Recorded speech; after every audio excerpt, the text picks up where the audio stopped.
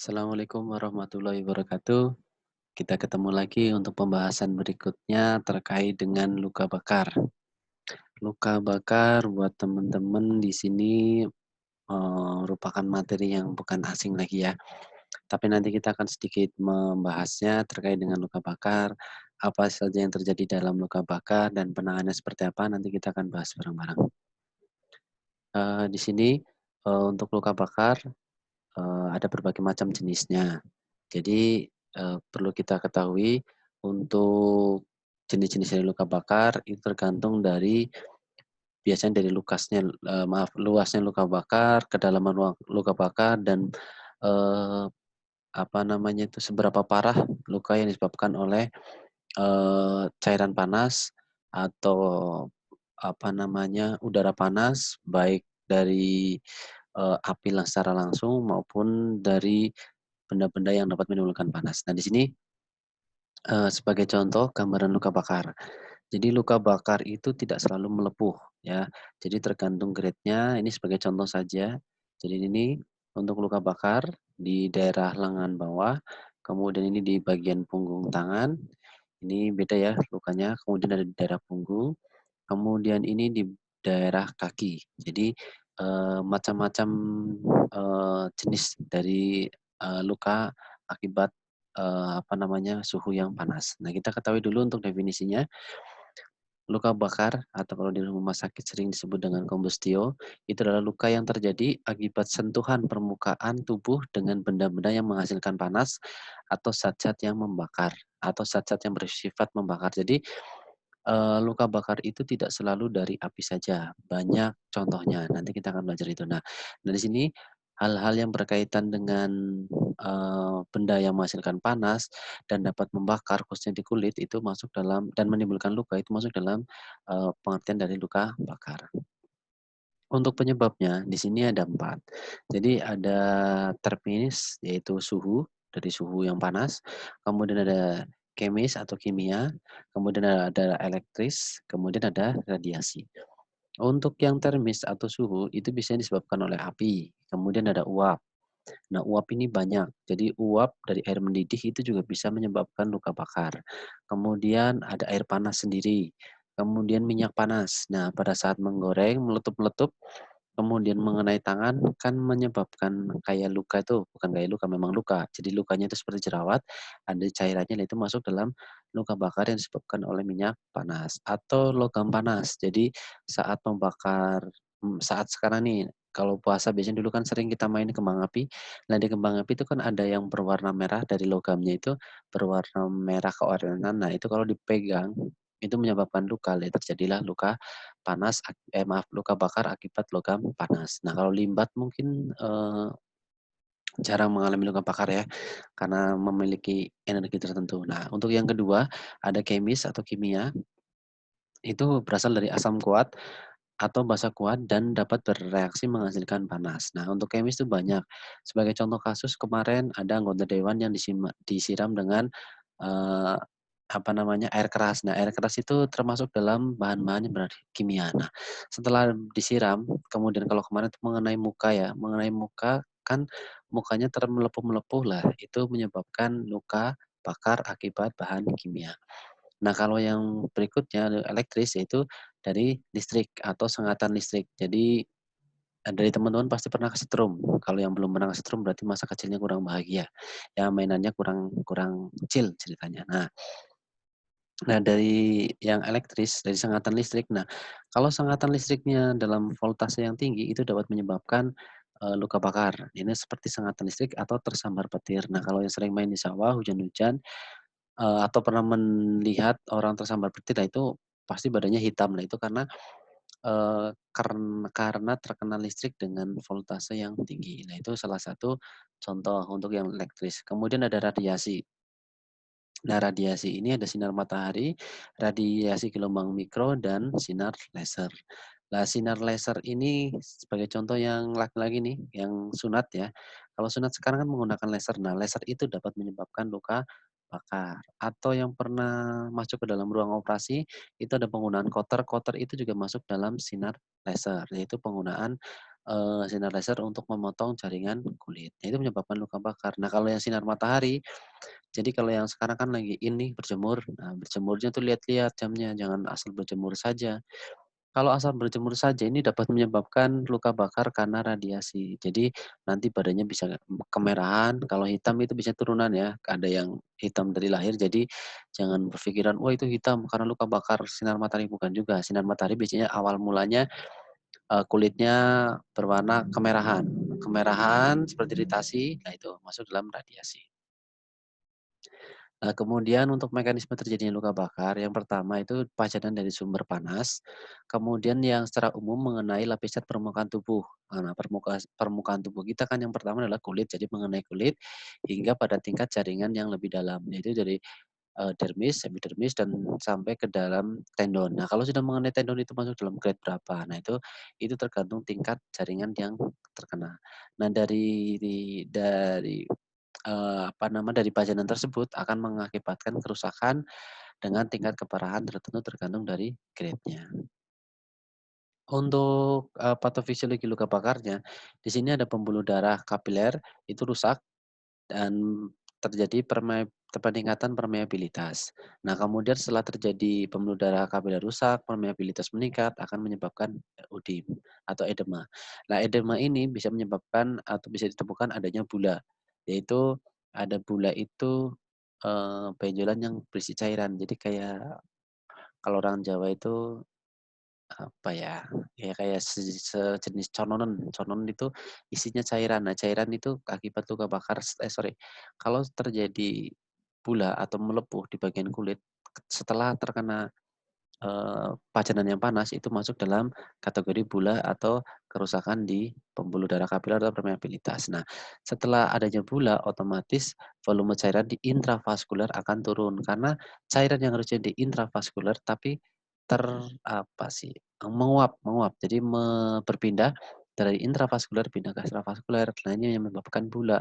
Karena membawa elektrolit, otomatis di dalam intravaskuler tekanannya atau volumenya akan menurun. Nah, kemudian sel darah akan rusak. Nah, kalau sudah tahap lanjut bisa menyebabkan anemia. Kemudian untuk fase luka bakar itu kalau kalau luka bakarnya di daerah leher itu bisa menyebabkan, gangguan saluran nafas, biasanya cedera inhalasi. Jadi untuk saluran pernafasannya nanti akan terjadi udem di saluran pernafasan, otomatis akan menutup di jaringan atau maaf, menutup di saluran pernafasan sehingga menyebabkan gangguan saluran nafas. Kemudian selain itu juga asap, apa namanya, kalau dari kebakaran itu asapnya juga dapat mengganggu kalau masuk dalam tubuh bisa menyebabkan juga gangguan saluran nafas. Nah, kalau yang tadi adanya udem, kalau sudah terjadi udem di saluran nafas, itu otomatis mekanisme bernafasnya akan mengalami gangguan. Nah, kalau sudah mengalami gangguan, kemudian ada terdapat bula, otomatis cairan di intravaskuler akan, menurun, terjadilah gangguan sirkulasi, yaitu keseimbangan cairan dan elektrolit akan mengalami masalah. Kalau secara berlebihan atau kalau luka bakarnya hampir atau di atas 85% itu bisa dicurigai atau bisa menyebabkan shock hipovolemi. Nah, inilah yang perlu kita waspadai kalau menerima pasien di, ruang gawat darurat. Jadi lihat untuk grade luka bakarnya grade berapa, nah nanti kita langsung lakukan pemberian resusitasi cairan atau perbaikan cairan dan elektrolit. Untuk yang tadi, ada cedera inhalasi. Nah, ini cedera inhalasi karena obstruksi saluran nafas di bagian atas. Jadi di saluran bagian atas. Ini penyebabnya banyak. Ada karena edema mukosa. Jadi karena luka bakar itu terjadilah edem pada mukosa atau juga bisa terjadi pencampuran epitel mukosa yang maaf, atau juga disertai dengan nekrosis pada epitel mukosa, kemudian ditandai dengan sekret yang kental. Nah, kalau untuk obstruksi saluran nafas bagian bawah, biasanya itu fibrin yang menumpuk pada mukosa alveoli akan membentuk membran membran hialin. Nah, kalau sudah terbentuk membran hialin, akan terjadi gangguan difusi dan perfusi oksigen. Nah, untuk penyakitnya biasanya disebut ARDS. Nah, kenapa terjadi gangguan difusi? Karena di dalam alveoli, alveoli itu tempatnya pertukaran antara oksigen dan karbon dioksida. Kalau di dalam alveoli sudah terbentuk membran hialin atau penghalang, otomatis untuk pertukaran oksigen dan karbon dioksida otomatis akan mengalami masalah. Lah inilah terjadi gangguan difusi. Nah, di sini untuk klasifikasi luka bakar, ada luka bakar grade 1 itu seperti, ini contohnya seperti ini. Jadi, baru menyebabkan kemerahan atau sering disebut dengan superficial skin burn. Jadi, eee, baru tahap kemerahan saja. Nah, luka bakar yang paling ini merupakan luka bakar yang paling ringan dan hanya mengenai lapisan yang bagian luar saja, di bagian epidermisnya, tidak sampai ke daerah dermis, daerah bawahnya. Kemudian untuk yang luka bakar derajat 2, ini sudah ditemukan ya, apa namanya, sudah ditemukan adanya bula juga nih ya. Jadi ini merupakan, kerusakan yang lebih mendalam lagi dibandingkan yang derajat 1, sudah mengenai epidermis dan sebagian dari dermisnya, sudah mulai terkena nih. Kemudian umumnya gejala klinisnya terbentuk bula yang tadi ya, bula ini, apa, benjolan-benjolan berisi cairan atau lepuhan. Ini untuk grade 2-nya atau derajat 2-nya. Kalau untuk derajat 3, ini untuk derajat 3 itu sering disebut dengan full thickness skin burn. Jadi, sudah mengenai daerah epidermis dan seluruh bagian dermis. Nah, ini sudah mulai kalau harusnya tadi bentuknya kemerahan sudah mengalami, penurunan warna atau lebih gelap lagi warnanya. Nah, ini sudah masuk ke dalam epidermis dan bagian dermis. Nah, ini, apa namanya, luka ini biasanya berwarna putih dan, kehitaman. Jadi bukan putih putih seperti ini, jadi kayak putih keabu-abuan. Jadi, yang di gambar pertama tadi, yang di bagian tangan kan ada warna putih, nah itu, seperti itu. Jadi sudah mulai mengalami penurunan, warna pigmentasi pada kulit, yaitu warnanya semakin putih keabu-abuan dan bahkan ditemukan adanya kehitaman. Ini juga bisa disebabkan karena hangus tadi dan biasanya bentuknya kasar. Nah, di sini untuk pembagian luas luka bakar itu banyak, tapi yang sering kita lakukan itu menggunakan rule of nine. Jadi setiap bagian itu diberikan, skor, apa tuh namanya rule of nine, diberikan skor 9. Jadi rule of nine. Jadi presentasi presentasi luas permukaan tubuh yang mengalami cedera luka bakar menggunakan aturan rule of nine atau rule of Felles. Biasanya sih sering disebut dengan rule of nine yang sering di lapangan. Nah, di sini untuk gambarnya sudah ada pembagiannya. Di sini di kepala karena rule of nine jadi bagian kepala diberikan skor 9, kemudian untuk lengan, kanan atas 9 ya atau bagian tangan itu 9, 9. Kemudian bagian depan, ini ada dua dua apa namanya, 2 organ ya. Jadi ada dada dan ada perut. Nah, ini kalau digabung bagian depan atau chest ini sebenarnya bukan maksud chest saja sih ya, jadi ada dada dan perut. Nah, kalau dada 9, perut 9. Nah, ini di total 16. Yang belakang juga sama, dada atas atau punggung, ada bagian pundak itu 9, kemudian bagian pinggang bawah itu yang 9. Jadi kalau total 9.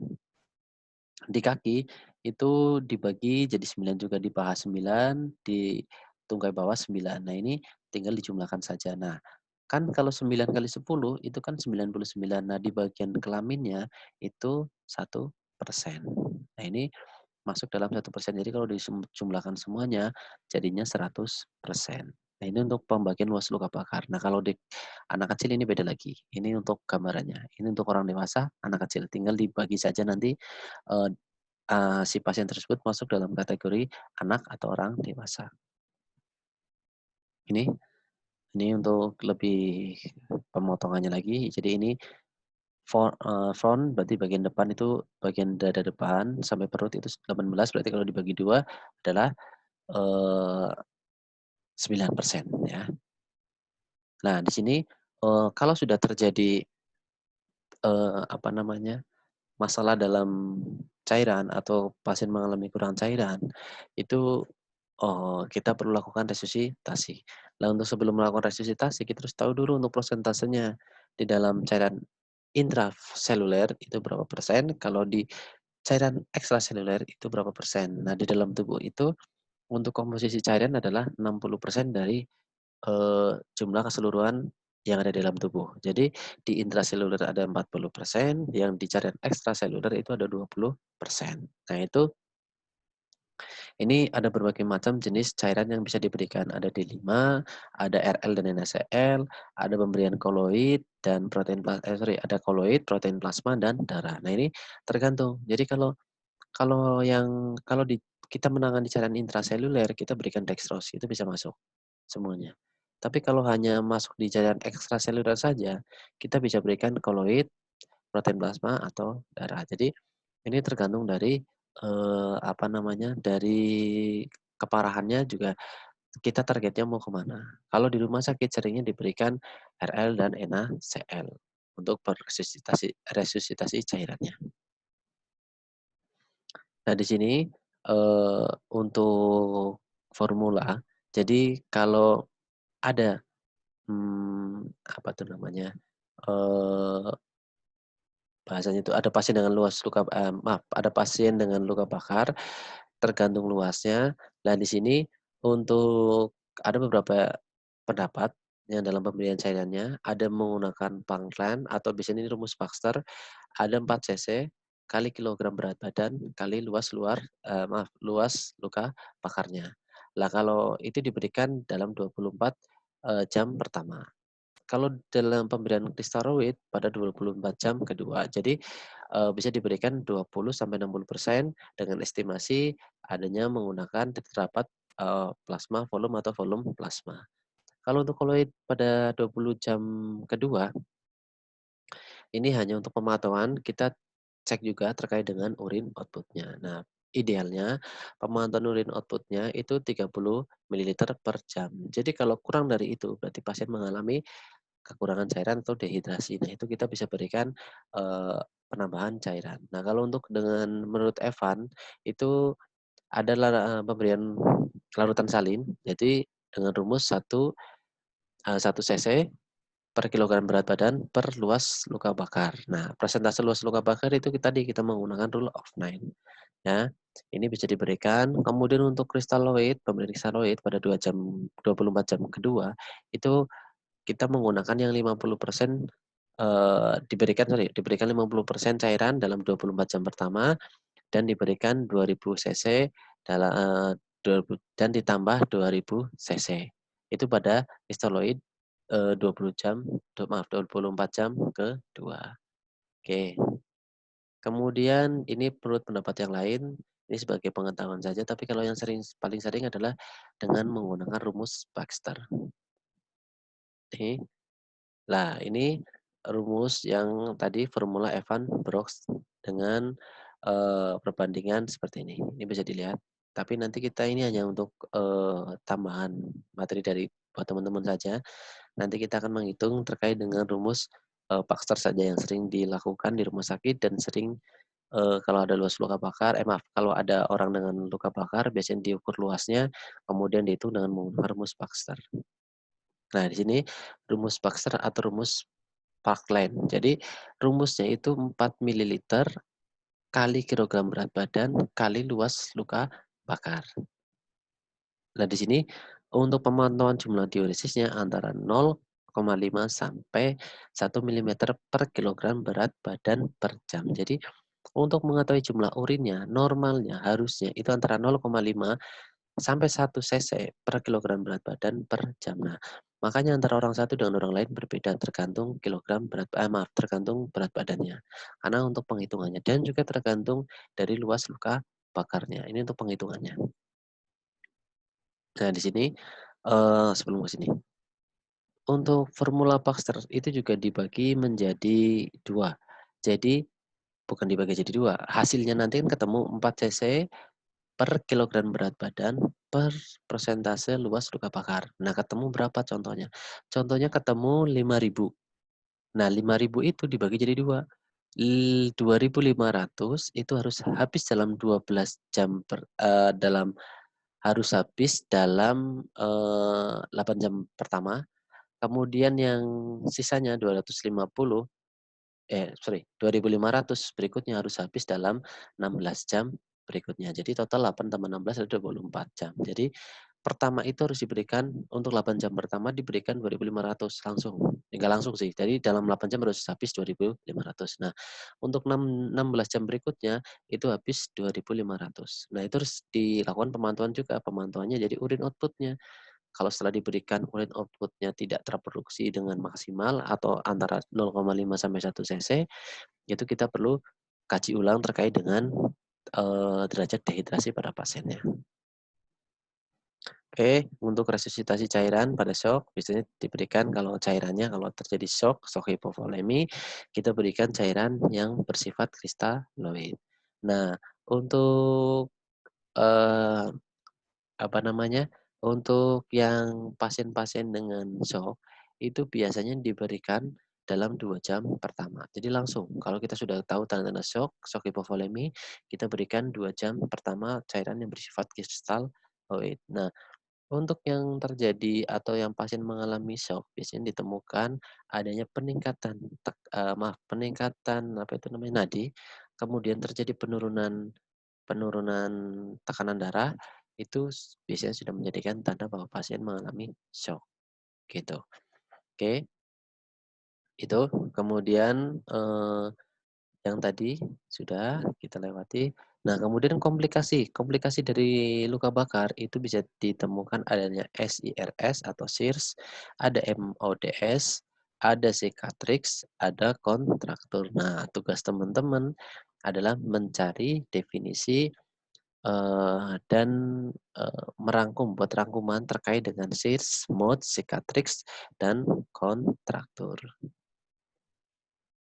Untuk prognosisnya, itu tergantung dari beratnya derajat luka bakar. Nah, yang kemudian yang kedua, tergantung kecepatan dan ketepatan resusitasi. Jadi kalau sudah tahu beratnya dimasuk dalam kategori berapa, contoh dalam kategori, tingkat derajat 4, tapi penanganannya tidak cepat dan tidak tepat, itu sama saja akan mem me apa namanya, menghentikan intervensi, kemudian masalah teratasi, pasien dipindah ruangan, yaitu kamar jenazah. Nah, karena apa?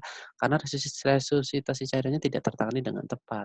Nah, itu kalau sudah tahu ada luas luka bakar, kita cek pasien mengalami dehidrasi apa tidak. Kalau mengalami, kita langsung memberikan resusitasi cairan. Itu dengan pemberian apa? Ya tadi, kalau memang dia masuk dalam shock, pemberian kristaloid kita berikan. Dalam 2 jam pertama harus masuk itu. Nah, penghitungannya, tetesannya tergantung dengan rumus Baxter nantinya. Dalam 8 jam pertama butuh berapa, 16 jam berikutnya butuh berapa cc. Nah, itu dengan menggunakan rumus Baxter. Nah, di sini untuk dampak klinisnya. Untuk efek lokalnya itu terdapat kerusakan jaringan atau kematian jaringan seperti yang disebut dengan nekrosis sel. Kemudian adanya inflamasi, kemudian adanya infeksi. Nah, ini infeksi pada luka bakar itu sangat sering muncul ya. Ini terjadi infeksi. Kemudian untuk efek regionalnya ada gangguan di sirkulasinya.